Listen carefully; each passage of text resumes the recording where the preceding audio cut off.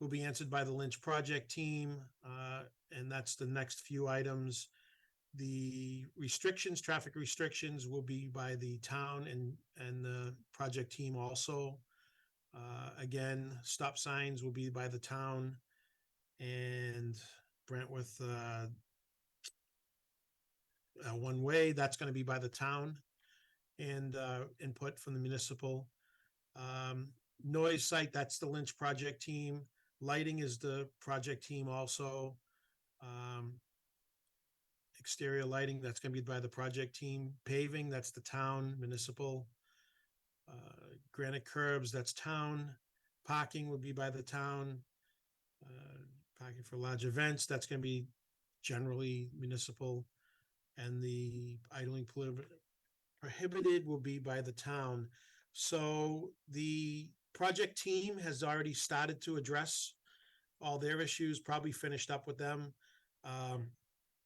Meg White has a meeting with the police department and town engineers the week of the 17th when she gets back. And then we will formalize all these, all the answers and send them out to the, make it public on the website, and also send it back to the people that were asking. So we get them all in everyone's hands. Jay, can I just add too, they had a Sure. question down there about what's that area going to look like at Pond Street and the woods at Pond Street and also Brantwood. We've got a lot of trees coming down on the project, so that's something TAP-A can help us with, come up with some imagery of some sort. And then just with respect to the idling, they're curious about both off-site idling in neighboring streets, but also on the site itself. So the town will be responsible for any policies about idling, off the Lynch site. But Mass General Law actually does allow idling under limited conditions. It's mostly has to do with temperature. School committee as well may actually have a policy on this. I probably should know. We've talked about it over the years, but my sense is we opted not to, only because we were covered by Mass General Law. And I will not put Frank on the spot on this, but we do have signage to either limit idling or prohibit it when it's not in the winter. So just want to share, the Mass General Law speaks to this to some extent. Right, and the same with when you get up into some of the items that the project team's answering, lighting and noise. There's codes around all these issues that they've already taken into account, but they're going to address each item so we can get it all out there.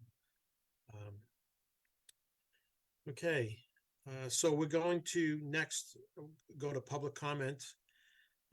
We're not going to have a back and forth on these because we're going to address it all as a package. But if anyone wants to speak up and let us know, keep it brief. We'll listen to what you have to say and take note if we're not doing the right thing. And please list your name and your address for the record. And Jay, can we just ask if there are folks for public comment, can you just raise your digital hand, and then either Mr. Marin or Dr. Hackett, I guess, could elevate you if you care to speak. Certainly give people a moment. You can find that at the bottom of your screen. You should see some options down there if you care to speak. So Frank, it looks like Kyle Johnson has a raised hand. All right. You should be able to talk. You're muted right now. Hi, Jay. Hi, everybody. Sorry, I didn't mean I have to speak right now. You're the sole hand, Mr. Johnson. So yeah. That's right. The floor is yours. Right ahead. I'll wait till the end in case I have. It sounds like you're going to answer the questions that were written up. I think I just want to hear the answers to those questions.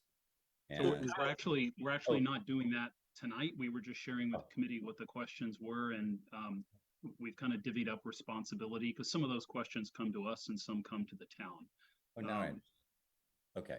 And so then I guess I should speak now. So I guess one question I would have, and maybe it's the only question I'd have, is, the questions come from a place in the neighborhood of wanting to understand how we can participate in the sort of final design decisions for the project. And I know to an extent they're already finalized, but as the document suggests, there's some concerns within the neighborhood, and I think maybe we also see some opportunities to make some improvements.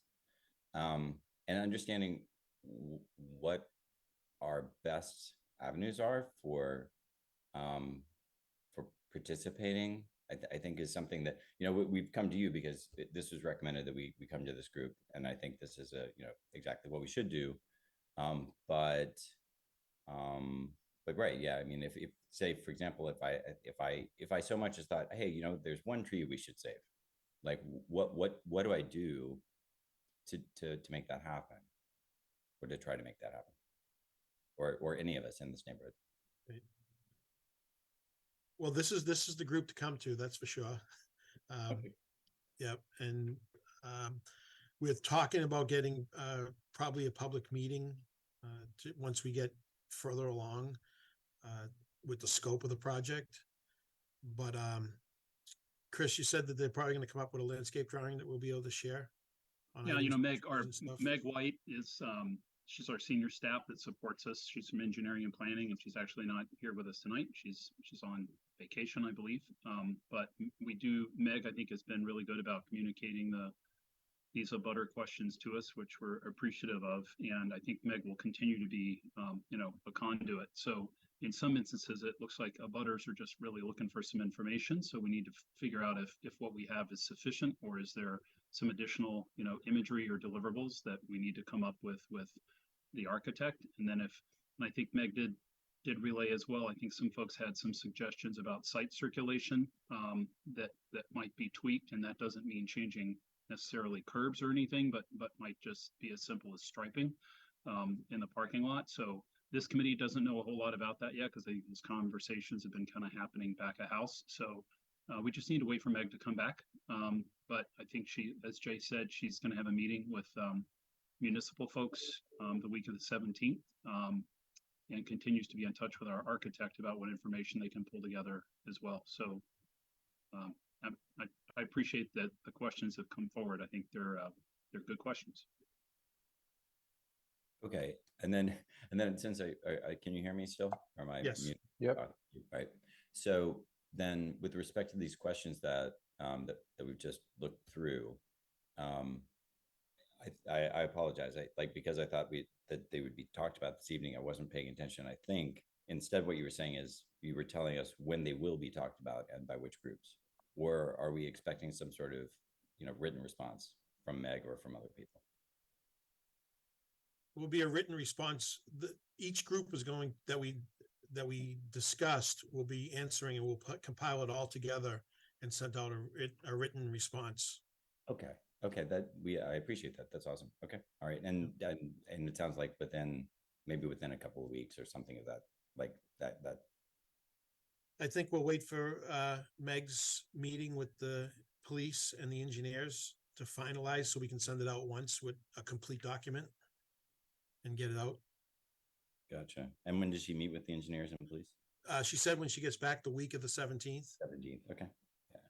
And that will depend on if they're answers that she can get right there, or if they have to go back and also do some research. So. Yep. Okay. All right. Okay. And Chris and Jay, outside of public comment, for folks like Kyle and other abutters and neighborhood folks who we know can, of course, attend public comment at the EFPBC meeting, what's the most efficient avenue for them to send messages? Is there an email address that's appropriate, or is it reach out to Meg, or what's the right conduit there outside of attending the meetings themselves? My understanding is, in this instance, Jay, tell me if you disagree. I think Meg's the great conduit. I think some folks went to her originally, and there's a bit of an email list of folks who are interested, and Meg has been both in touch with them, and then the questions that have come forward, she's been sharing it with us and other departments as well. No, I agree. Tune into our meetings and then reach out to Meg, and sometimes she's fun. It isn't really for us. It's more for the police or something else too, that she'll fund them that way. But it does remind me, Mark, I should say to Mr. Johnson, so open meeting law prevents us from debating these things kind of offline. But Meg as staff and Jay as chair, they actually did share with the committee the list of many questions and issues that have been generated. And then Meg, just trying to move the football, if you will, kind of went through that with some senior staff to figure out, okay, so whose court are these in? Some of these are squarely in the court of this committee. Some are squarely in the court of the town, particularly like the police. But some traffic issues actually go to the TTRS or the select board. And then in some instances it might be shared. So that's really the first step, is trying to figure out, who's in charge. And I think Meg's done a nice job of that Yes. just late last week. Okay. Any other questions from the audience? Consuelo Donahue has a hand raised. Dr. Hackett. Okay, hold on just a second. You should be okay to talk. You're muted. Hi, are you able to hear me? We are. Yes. Thank you for giving us the time tonight. My biggest concern is that Brantwood Road is a very narrow road with really essentially one-way traffic. And some of us are a little bit older than others on the street. Therefore, I'm concerned about access for emergency vehicles in the event that any of us older neighbors need ambulance or fire trucks. I'm absolutely welcome having a brand new school. In fact, it's kind of difficult to have the start of the school year and not have kids around here to, make it fun and exciting. But there are some serious concerns that we have about safety here. Okay. What is your address, just for the record too? 11 Brantwood Road. Okay, thank you. And is your concern, I just want to ask to make sure we're answering right, is it during construction or the final project when it's all done? Well, actually during construction, yes, but the final project, at the end of the day, our road is very narrow. And when you're talking about having traffic going up and down the street, if you need, in the event that you need any kind of emergency response, it's going to be very difficult. What's the restriction on parking? What's the restriction on entry and exiting for the school? Okay. That will be addressed.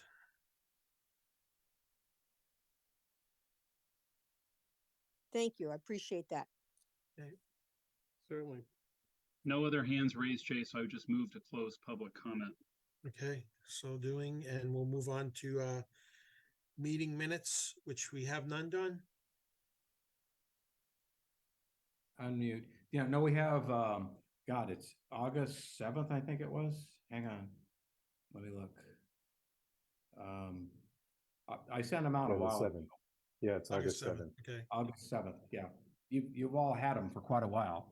yes, I think I did get a couple comments. They've been incorporated, so that's the latest and greatest since the last meeting. okay. Anyone all right to make a motion? Thank you, Mark. Second? I'll second it. Thank you, Lisa. All right, we'll do a roll call. Frank? Aye. And we have Lisa. Brian? Yes. Etha? Yes. John? All right. Chris? Aye. And Don? Yes. All right. So those are accepted. Thank you. And moving on to Winchester High School. So we have a report, an update on these concrete and the piping. Well, more on one than the other, but and I Yes. think that I see Chris. Yes, Chris Conway's Chris here Conway's too. on. So just a brief update for the committee. As you know, we had authorized project funds, got SGH on board to do some forensic analysis of the concrete failure at the high school, as well as some of the piping failures that are going on. I think Chris Conway has shared with us previously, they've been on site multiple days. They've done core samples. They had an engineer on site the day that they actually took the VCT up off the floor in the guidance hallway, because that, you remember, that had to get sort of refloored almost just as an aesthetic short-term patch, but that floor had to come up. And so SGH had somebody out there when the flooring came up. So that was good. And then Chris has cut some samples of pipe on the piping analysis.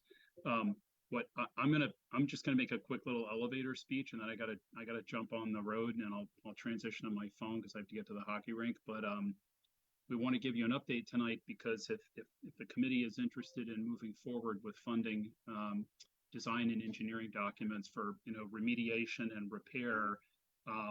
We're going to need to talk about that tonight and get something on the warrant for fall town meeting. So just real quickly, what SGH has been able to confirm is there's actually two separate modes of failure in the concrete at the high school. First, the good news is no concrete associated with the actual addition has been affected. So all of the areas of failure are original to like the 1969, 1974s. And what they have found is that the two modes are either chlorides or salts are getting in, seems to be on the top side, and that's affecting the alkalinity of the concrete, which then permits that steel to oxidize and to rust. The alternative is actually carbonation. So CO2, if there's enough CO2 exposure to the concrete, that can also over time change the alkalinity of the concrete and can lead to corrosion. And so their testing has shown that's what's going on. But what's interesting is it's not the same mode of failure in different places. So the guidance hallway, that is without a doubt chlorides. That looks like topside contamination. But in other areas, like at the back of the high school by the old auto shop or the robotics lab, if you're familiar with that, off of Nelson Street, that their testing shows really nothing in the way of chlorides. It's CO2 that's changing the alkalinity. So they have a report that's in draft form. I think they said, Jay and Chris, maybe a week or two away from getting that 2 weeks. So, man, we really hope to get that report out very soon. It's very detailed. It's very thorough. But in terms of moving this forward, they also believe that they could be in a position to put together design and engineering documents for remediation and repair for the structure. That's not in their contract right now. And then in addition to that, we've talked through with Chris about the potential to do some extra testing as well, just in a few other areas to be sure that there isn't contamination there. They've looked at a few other areas. We could do a little more. I'd suggested we might want to test the water at some hose bibs because, where the heck, where the salt's coming from topside, what's going on with the water. So, we talked through all that. Orders of magnitude, it seems like something around $100,000 for both the engineering and the testing. So we don't have a proposal in hand, but that's kind of the amount of money that we're talking about. So they've done just a tremendous amount of work. All their on-site stuff is done, and Chris and his team have been there to help them gather all the data and the physical evidence they need, and they're pretty close to wrapping up this report. If we're interested in getting an article on the warrant, we should talk about that tonight. And if the committee wishes us to do that, Jay and I could certainly work with Meg to prepare something with management. We'd have to bring it back to the committee at our meeting next week for a vote because the warrant closes. So there's a hard stop for the following Friday. So anyway, that's my elevator speech. I'm going to jump off and get on my phone. So maybe Chris and Jay, you could provide some more background too. Right. I can say from the call too, the high school is not collapsing. So we have some good news there. Chris, Chris Conway, you want to add to this? What you've noticed? Wrapped it up pretty well, but yeah, we've had some good information out of SG&H on the concrete front. Good meeting last week with them, and as Chris had said, we're working towards the final report, which should be 1 to 2 weeks out, and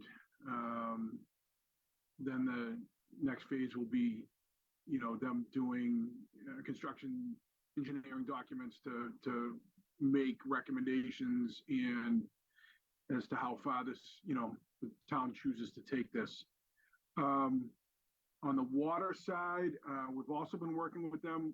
We're not quite as far along but they have taken samples. They have made some initial assessments. I had actually hoped to connect with my contact there today, but I expect it will be in the next couple days regarding the status with the copper piping and the pinhole issues that we've had with that.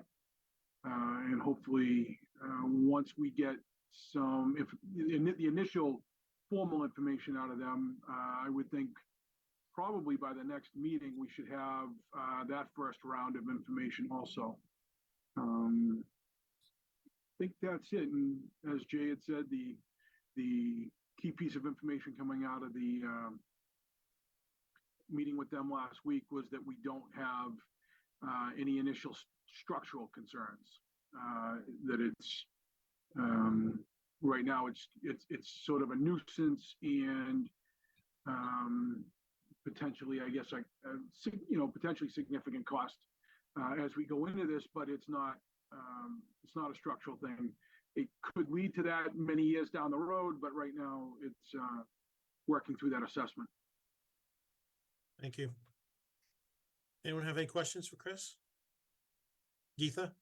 Can I just add, but real quick, if I can, Jay and Chris, there are some areas down below in the crawl space where beams are beginning to fail.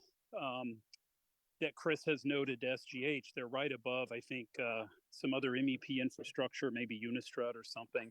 So we've talked through in terms of urgency might actually involve getting in there and bit by bit actually breaking concrete away, because the crack in that piece, Chris, what is it, like maybe a 5-foot crack or something? It's a big piece of concrete if it comes down all at once.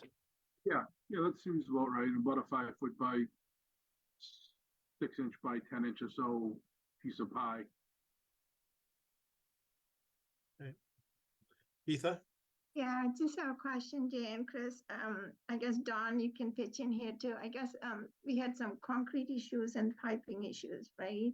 So is SGH is addressing both? Or Don, remember the 2 contacts you said you were going to follow up with Chris to complement? We have 2 different groups from SG&H that are working on this. One that's handles the structural concrete, that side of life, and then a separate group that's working on the plumbing issue.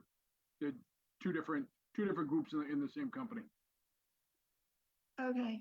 Don, did you get in touch with Chris to give those 2 names? Don, are you there? Remember? I think I did forward them, but they'd already committed. Chris had already Okay. committed to these other guys, is what happened. Okay. So my question is, the report that they're going to put together for the town article, would it be just the cost required to prepare the design documents, or they would take it all the way to come up with what it would be for the construction or the corrosion protection as well? Well, what is the cost estimate they would come up at the end of this study? That's all I'm asking, Chris. I think right now they're working on, I think we're largely speaking about the concrete side and less about the piping side. But from a concrete perspective, sort of the next phase with SG&H would be, again, keeping in mind that we still have to get the actual formal document, the formal first phase report, which we don't have yet. But likely would be construction engineering documents to recommend and engineer a more permanent resolution to this issue over just scraping up spalled concrete and patching it. And also, Chris, we'd expect further testing on other floors. Yeah, From this yeah. also. The carbonation particularly is something that could be on all of the floors. We've seen no issues on any elevated floors, but the discussion we had with the folks from SG&H was that it may make sense to take some core samples around the building on a larger scale than we did in the first round, if nothing else, to set a baseline from a building that was built in 1969. You know, we've gotten this many years and it's penetrated this far in the concrete, to set some baseline for moving forward on the second and third floor. But I think that's probably it.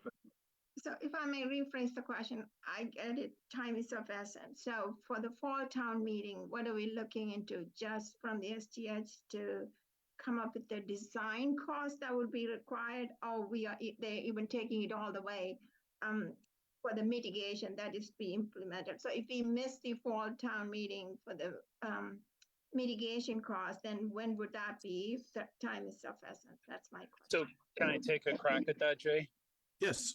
So Geetha, we're not looking for the actual cost for doing the work because we don't even really know what that is yet.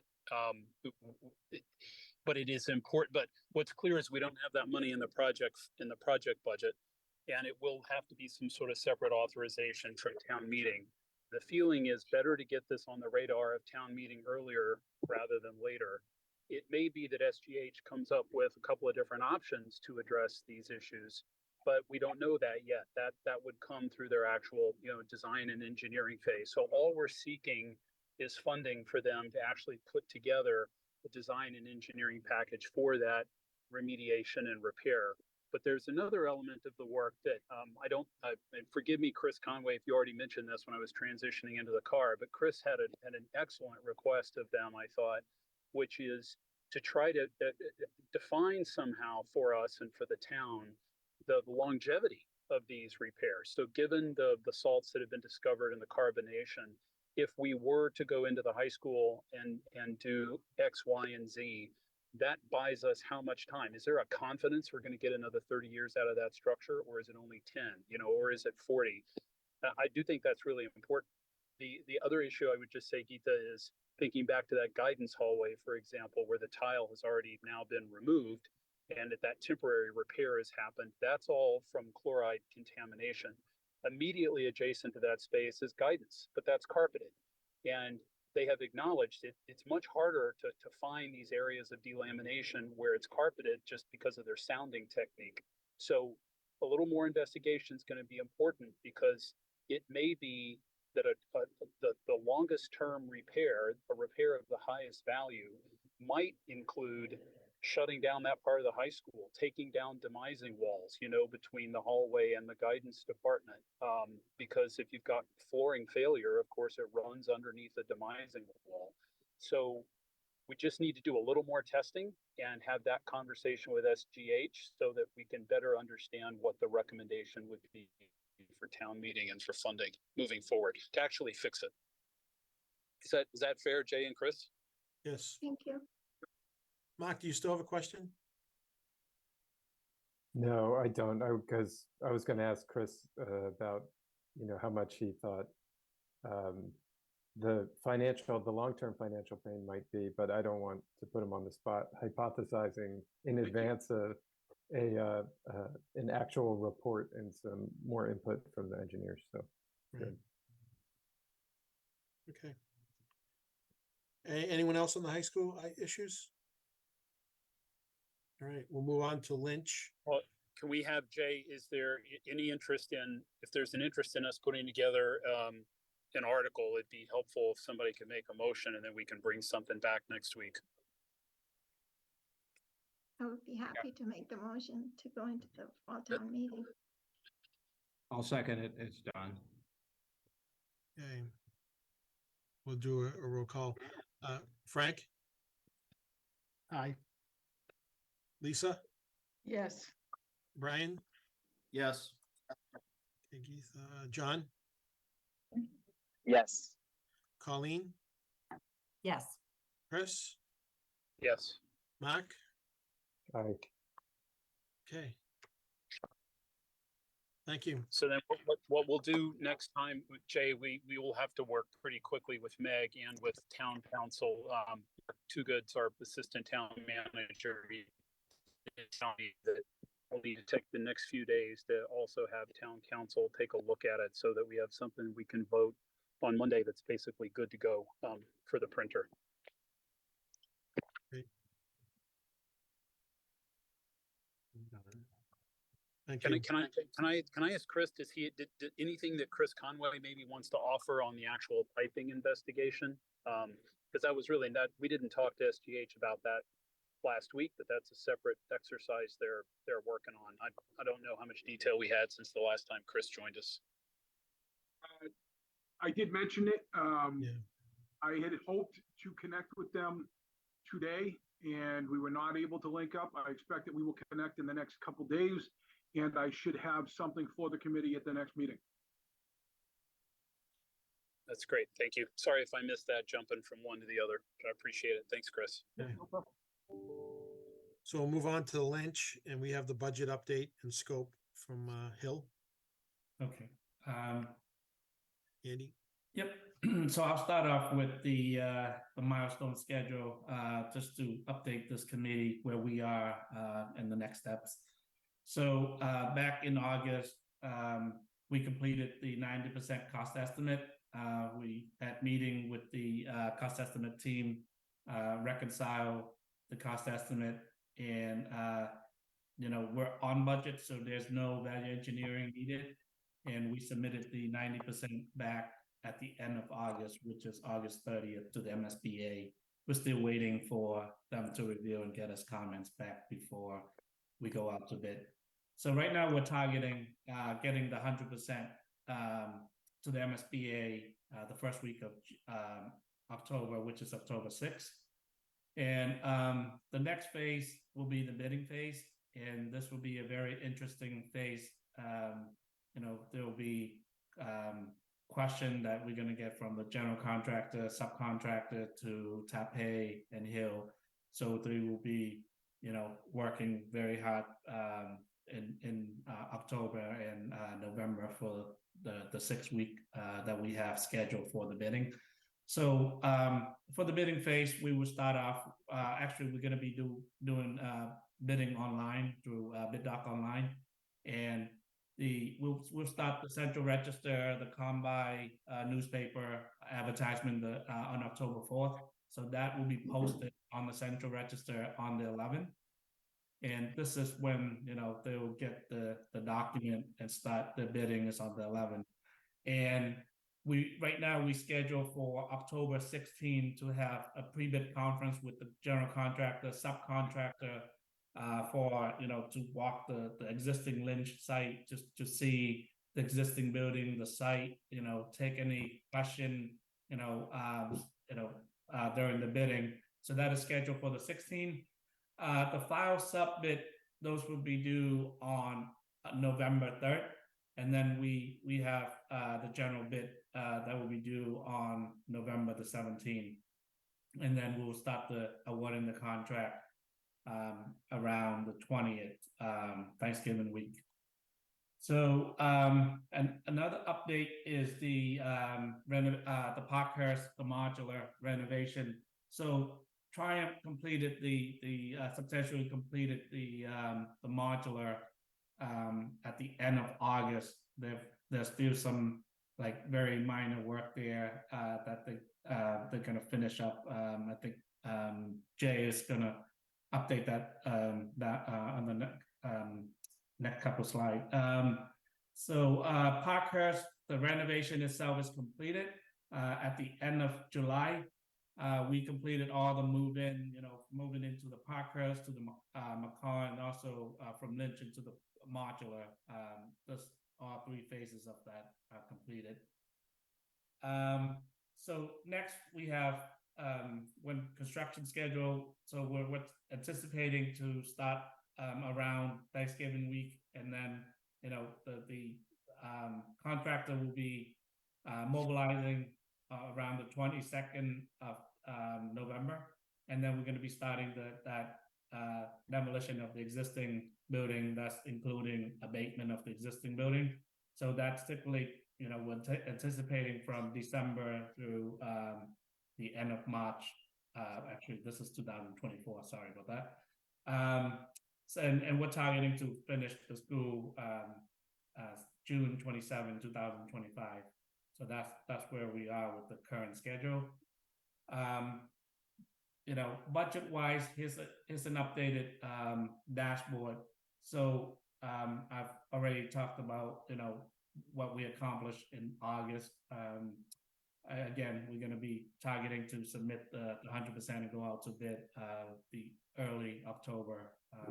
And the design team is working hard to get that deliverable out. So we have up to 90%. We have hit all the milestone that we have anticipated here. The design team is working very hard, and we're able to make the schedule. So on the cash flow, we're right on target. So when it comes to October and November, the cash flow will jump right up on the bell curve here, and the S curve, because of we're gonna, once they're on board, we're gonna me paying them on the insurance and the mostly of the insurance and the bond. So you're gonna see that's gonna jump right up once the GC is on board. Next, I'm gonna update you with the cost estimate that I mentioned, the 90%.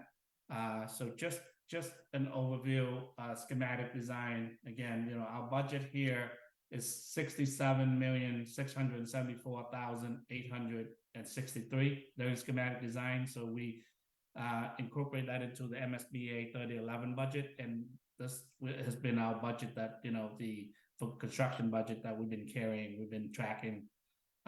During the DD phase in March, we're like just a little bit below that. We're about like $50,000 below that.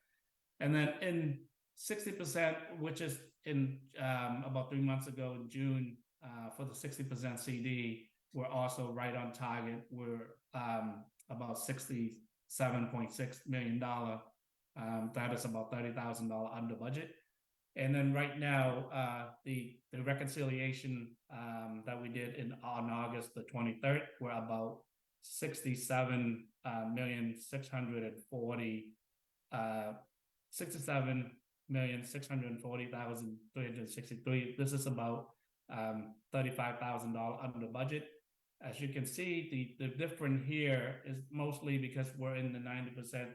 There's more detail on the interior and then on the mechanical system. So it's a little bit higher. If you look at this, it's about $10 million on the interior. And then on the MEP side, it's about $1 million over, a little bit higher. But we adjusted these. Now we know we get more detail, so the design contingency is less. We still carry about 1% design contingency, and the escalation is a little bit less than 1%. So right now we're overall right on budget, and we're at around $650 per square foot. So we submitted this to the MSBA and keep moving forward. There's no value engineering needed, as I mentioned earlier, because we're right on budget. A quick update on the pre-qualification process. I know that for the last 3-4 months, we started the pre-qualification back in May, and then we send that out on the street to get pre-qualification. So the pre-qualification subcommittee, we've been meeting, between July and August. Our first meeting was in May to finalize the RFQ, the pre-qualification package to go out on the street. And then, took us about a month of June to go over all the packages. We received about 75 packages between all the subcontractor and the general contractor. And of those 3 meetings, we disqualify about 4 subcontractor. Most of them are very small for our project, so they did not get qualified. So we got an average here. Masonry, we got about 5. Miss Meadow. This report was sent out to the whole committee, but the only one here that we only get like about 3 for fire protection, but we only need one of them to bid but usually 3 is the minimum that we try to get to. So right now for general contractor, we got 5 here. We got Agostini Construction, Wright Builder, Commodore, CTA, J&J Contractor. Those are the 5 pre-qualified general contractor. So this is the whole list. We got about 66 pre-qualified subcontractor and again 5 general contractor. So this is a very good list. That the only 2 file sub-trade that we didn't get enough applicant. The first one is elevator, and it's been on every single project. Usually only 1 company submit. So this is typical. So what we're doing next is, and the second trade is the acoustical ceiling tile. We went out on the street the second time asking for elevator and acoustical ceiling tile, but unfortunately for the ACT, when we received 2 subcontractor, and that's not enough. So what we're doing is during the bidding, those will be bid out to you know, they don't have to be pre-qualified bid. So I did talk to the Attorney General many times in the past, and also recently I did talk to Debbie Anderson, and she said that, you know, once we receive the bid, if it's under budget and if they qualify, then we'll move forward. But if we didn't get any bid, so what we can do next after that is we turn it over to the GC, and then they will you know, bid it as a non-file sub. So, but right now, I'm sorry, not a non-file sub, as their own subcontractor. So as of right now, we still go out to bid for those two trades, and you know, they don't need to be pre-qualified. That's what I'm trying to explain. So that's all I have. Any question? I can state that I might have wrote on one of the emails that we had to vote on it, but Andy, you confirm there's no vote needed, right? There's no vote needed. Okay. The pre-qualification committee, we went through every detail. You know, it's very lengthy meetings, and we vet through all of them. So, you know, we're good with this list. And you know, the committee, as you remember, Chris Dixon was on it. We got Matt White. From Hill, we have myself and Mark. Actually, I'm sorry, Geetha is also on it as well. And Tape, we got Charlie. So the whole team really vetted out. And I think this is a good list. So. Thank you. Looking Any forward questions to for Andy? Yeah. Anyone have any questions for Andy or the Hill team? Let's see any. Okay. So we'll move on to the swing space modulars, like Andy wrote, are done. They really, I think they really did a good job pulling this off with the power company issues and everything. I've been in there. I've been up there a few times, especially after hours. It's a little bit dark around the site on the egress areas. So I've asked for some proposals. Triumph sent one back, which I think is overkill. So we discussed today, we're going to look at a couple other solutions before doing it. There's no happy medium, but there's a ramp coming down from the parking lot that needs to be lit. There's a set of stairs in the rear and another walkway that needs to be lit. So we'll have some more information hopefully next week that we can share. Eversource is done. They got power. They moved in. I don't know if Frank or Andrew want to add anything to how it went. Yeah, I could just add that just how impressive it was with kind of the Lynch school and that community moving, kind of packing up their lives in June, and then being displaced over to Lynch and unpacking this August.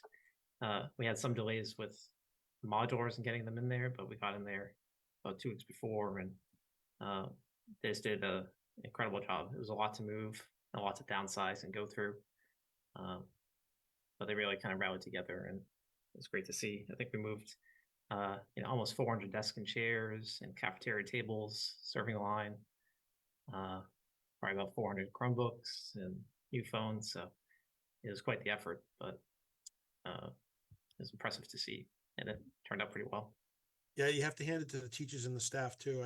I was up there for a walkthrough the day we went up to look it through, and they're up there with their families and everything, getting everything set up on, and one of the hottest days of the summer too. And there was no electricity yet, so the ACs weren't working, and they just had lights in the hallway. But they did a great job getting them in there. So I would just add, Jay, in addition to that, I mean, I want to recognize Andrew. He really spent a lot of time, a lot of hours coordinating the movers, coordinating the site. Bob with Triumph was unbelievable. Yes. I mean, he was just amazing in terms of his organization and his communication, his interpersonal skills with concerned parents and neighbors and everybody. I mean, he truly, in so many ways, has made the difference from it being, I think, as positive as possible especially for neighbors. And then Chrissy Capodanno and her crew, just did just so many hours put into it. So it went smoothly because it was well planned and worked hard by the people who needed to. I'm grateful to everyone I just mentioned. So thank you. Well noted. Anyone have any questions on the modules or anything we discussed? How about the drop off going, Jay? Is also going well? Like in I the can't morning? answer that. Maybe Frank or Andrew can answer the drop off in the. I just walked there one morning just to see, but it was before everything. But anyway. Yeah, no, I mean, we're day 3. Yeah, Trying to remind everyone we're day 3, and every school year beginning comes with some transportation. Always takes time to smooth out. We're trying to get the kind of the sweet spot on getting students dropped off at Lynch at Parkhurst at the right time, Lynch students to Parkhurst at the right time, so that it's not too early, and it can also make sure that we're getting to our next elementary tier run. So and I met 2.5 hours today, P and I together, and also we brought a transportation consultant that we had worked with last year back in to look at some options. So we're going to continue to tweak it. People have, in terms of drop off, getting the kids there and picking the kids up, that has been smooth. The buses are in and out of there. The adjustments that the police department help us make to which roads can be used, which ones can't be, shutting off Andrews. I don't think that really honestly could have. It's been very smooth so far. So the parking lot is okay to handle the necessary cars. I'm not saying every single parent coming in, but anyway. Yeah, I think parents have been fantastic in terms of just not driving their kids to school, and that's why that's been very helpful. But yeah, I mean, we knew going in 60 spots wasn't going to be enough. I think people are doing a pretty good job trying to figure out how to make that work. Again, so far. Great. Thank you, Frank. Any other questions for Frank? Nope. Okay. Next is site security at the new Lynch. Andrew's been working on some camera quotes. We only have one, so we really need to get a few more before we can present them. But the idea is to have a camera with an online cloud storage watching the site that the town will rent up front now to have it, and start watching the site now, and then through the contract of the job, but the contractor will relocate it as needed, probably to the trailer area at some point. So I think we'll have some quotes for next week's meeting, Andrew. Yep. Yeah, working with Andrew. We got a revised quote for one vendor, and we'll see go 2 others too. Okay. That'd be great. So maybe we can bring it to a vote next week. Get that out there. Solar next is an ongoing issue. So the 90% drawings have been priced. Zapatec, who is our engineer, has provided updated, or is the engineer for the project of record, has provided updated pricing and an ROI, and that's been turned over to the group. We're waiting on Select, which is the PPA provider, and they're also quoting a turnkey system also. They were provided the 90% drawings also, so we're waiting for them to update their prices, and then we'll present that to the different committees involved to see where we stand on purchasing a PPA or rolling it into the system. As it is now, the solar is 2 add alternates of the base bid. One is to get out of the ground, and one is to do the solar system. So they are in the drawings. We all know that we accepted a change order to go ahead and draw them, draw the systems. So they're in the drawings, and it buys us a little bit of time to make a decision anyways. Any questions on the solar? Jay, can I just add, can we talk for a minute about the meeting we had with management and town council on the 6th? Yes. So we got some new information in terms of process. There's some good news. We no longer, if the project were to move forward with a power purchase agreement, there will not be a pilot agreement or payment in lieu of taxes required, as was the case with Vincent Owen and with Winchester High School. In those two projects, there was a power purchase agreement. It was voted by the school committee. And then afterwards, as the payment vehicle, the select board and the manager then brought forward to a subsequent town meeting a pilot agreement. So the pilot requirement is gone. However, town council has opined that, in fact, town meeting does need to authorize the school committee to enter into a lease for the power purchase agreement. It doesn't mean that town meeting town meeting would not be approving a PPA, but town council's interpretation of the law is that town meeting has to authorize the school committee to do so, and possibly jointly with the select board. Even I'm still a little stuck on that. We did push and asked, okay, well, what changed? Because we did not have to do this at VO in the high school, and Michelle Pryor nailed it. She said, well, what changed was we have a new town council. So lawyers interpret the law a little differently from one another, as I think many of us know. And so in this instance, we have a town council who's really saying my strong recommendation is that we interpret the law this way, not that way. And therefore, the select board is voting possibly tonight, Jay, on articles for the fall warrant.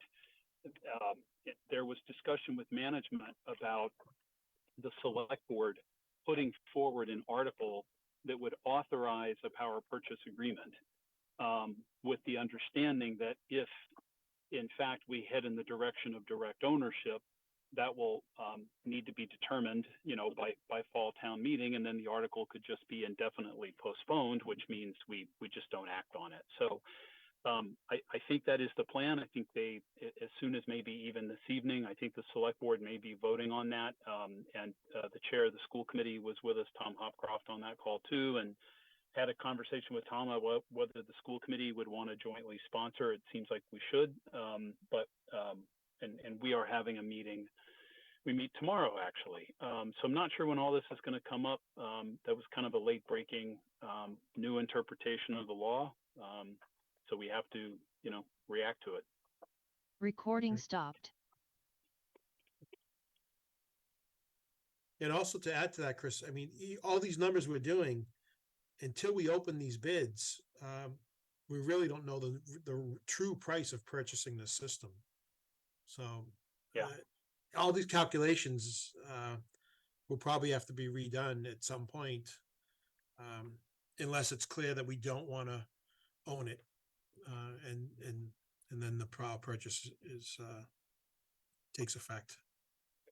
As a wise architect that we all know once said recently, you never really know what the cost is until you open a bid. That's right. That's right. Okay. Any questions on the solar? No. I don't see any hands. All right. So we have no payments. Meg is on vacation. Next meeting dates is September 18th, next week. And then we're going to go back to the 1st and 3rd, which would make the next meeting on October 2nd. Probably really start to get busy.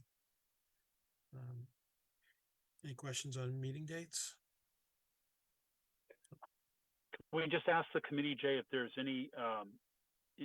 anything the committee is particularly interested in TAP-A presenting or addressing. Either say so now, or could you email Jay and let him know as the team is sort of reaching the finish line. There are a number of open items we've addressed with Charlie before that I know he's aware of and they're working on. Mark, that includes, for instance, the coping or the eyebrows along the exterior elevation. So there are a number of items that we've discussed as a team. But I think TAP-A is just interested in knowing if there's anything in particular we want to see and talk about, we need to give them some advance notice. Yeah, I think our plan is on the 2nd, so not next week, but 3 weeks. We would was it 2 weeks? We would present updated exterior renderings that address those comments around depth of overhangs and copings. So that's one thing. Another thing was an interest in sort of revisiting some of the locations for graphics and sort of possible student art. So hopefully, it's not guaranteed, but hopefully by the 2nd, we will have had a conversation with the appropriate people. And at that point, we may be able to present, kind of those findings and those recommendations, including the idea of a new mural for the Lynch, and then the idea of repurposing the old mural as a reproduction that's smaller.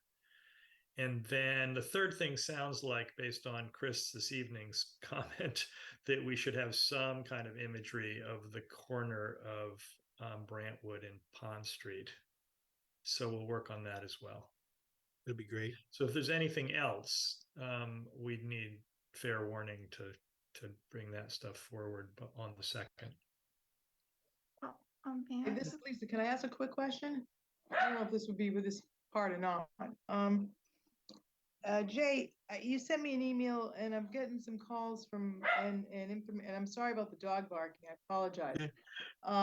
Parents are from the pack want to know about the accessibility, and I know we've talked about it, Charlie, and I know we have it for the playground. But I'm wondering if there's a user-friendly design that they could look at, because they've been calling us trying to figure it out online and they can't.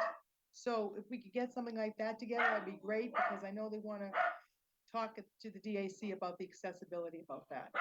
Okay. Okay, thank you. Yeah.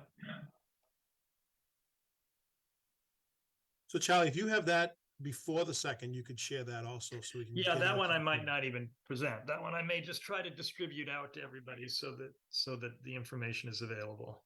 That'd I be just great. need to finagle it out of the landscape architects. Geetha, you have a question for Charlie? Yeah, just question, Jay. Is all the permitting is done? Is Concom is completed? Yes. Permitting? Yes. Oh, okay. The order of conditions was signed and sent down. It's done. Okay. Okay. So from the MIPA filing, were there any special requirements listed or anything? That's all addressed? Not that I'm aware of.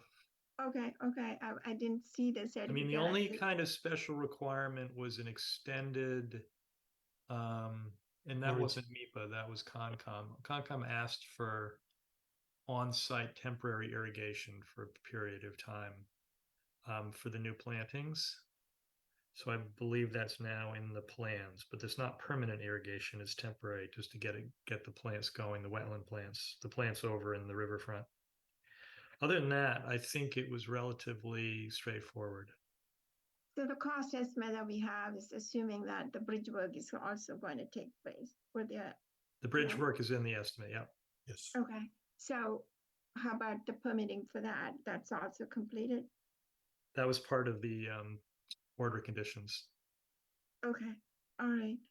So the only question I have left is, Chris, maybe a couple of responses that we received back, and I just wanted to just point it out and say, no, I think it has to be filled in. So that's sort of the lingering question that I have.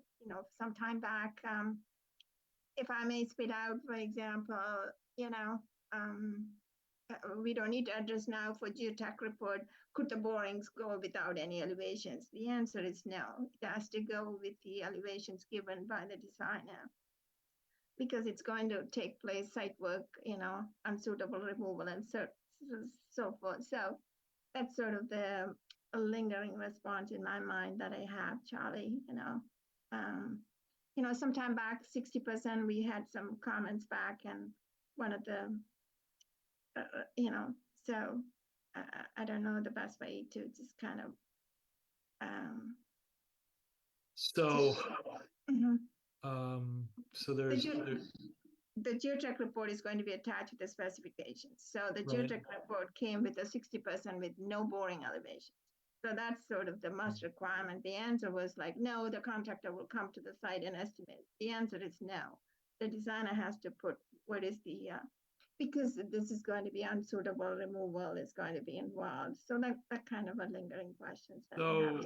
So are you saying the depth of the borings is in the geotech And I report? know the elevation, the ground surface where the boring was like, Well, it's indicated on the plans, right? I guess we can go to the response and see, Charlie, I didn't, in other words, the log has to list the elevation, period. Okay. You know, things like that. I just, a couple of things to follow back, and maybe Charlie said, Chris said, this is the time to bring it up. So I was just sitting on it. But, I can Well, just go back and see the table and say, hey, this has to be filled in or something like that. okay. A couple of comments that I had. Is the cost estimate went with the best guess of unsuitable removal that would be included with the lump sum? Now with the 90%? There's the estimate included assumptions on cuts and fills. There is not much in the way of unsuitables. Not much in say unsuitable? No, not for this site? no. Are we anticipating unsuitable for the site work? I think no, I mean, I think there's probably a unit price for it, but I don't think there was any really identified. I mean, unsuitable relative to getting it, exporting it. No, I think that it's acceptable as, common fill. I think so. I'd have to check, but I do not think there's any real unsuitables. Anyway, to wrap up, let me go back to my comments and just circle back to Chris and then go from there. The Okay. comments that we had in the past. All right, Okay. thank you. Thank you. Anyone else for Charlie? See anyone? Anyone else have any comments? No. All right. Can get a motion to adjourn, So moved. Mark, I'll second. Second, I'm sorry. Chris. Okay, Frank? Aye. Okay. Lisa, Yes. Brian, Yes. Lisa? Yes. I thought so. Geetha, Yes. John, Yes. Colleen, Aye. we have Don, Yes. myself. All right. Thank you, everyone. We will talk to you next week, and I'll send out whatever information we have filtered through. Okay. Good night, everybody. Good All right, night. have a good night. Thank you. Good night.